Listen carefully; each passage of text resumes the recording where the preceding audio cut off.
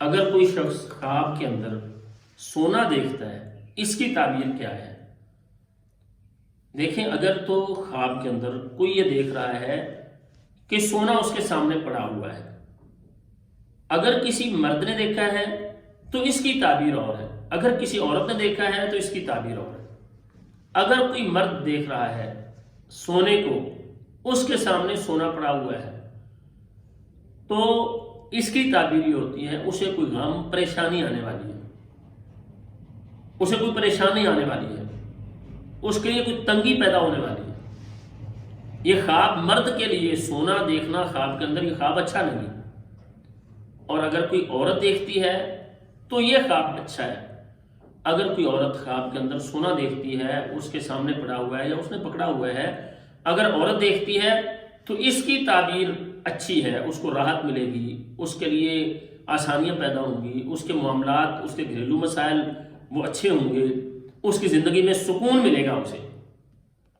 اور اسی طرح سے اگر کوئی آدمی خواب کے اندر سونا خرید رہا ہے تو یہ بھی تعبیر، اس کی تعبیر بھی اچھی نہیں ہوتی۔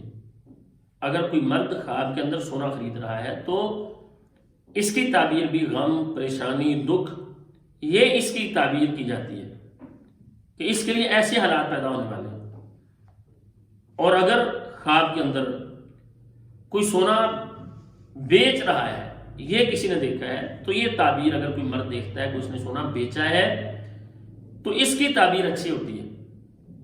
اس کی تعبیر یہ ہوتی ہے وہ پریشانیوں سے، مشکلوں سے نکلنے والا ہے۔ اگر بیمار ہے تو شفا اللہ تعالیٰ اسے عطا کریں گے۔ اگر وہ دیکھتا ہے کہ خواب کے اندر کوئی شخص دیکھتا ہے کہ وہ سونا بیچ رہا ہے تو بیماری سے نجات ملے گی، مشکلات اس کے لیے آسان ہوں گی، معاشی معاملے اس کے لیے بہتر ہوں گے، یہ خواب اس کے لیے اچھا ہے۔ اور اسی طرح سے اگر کوئی خواب کے اندر دیکھتا ہے کہ اسے سونا ملا ہے، کہیں سے ملا ہے، اس نے خریدا نہیں، تو اس کیفیت میں بھی یہ خواب اچھا نہیں ہوتا۔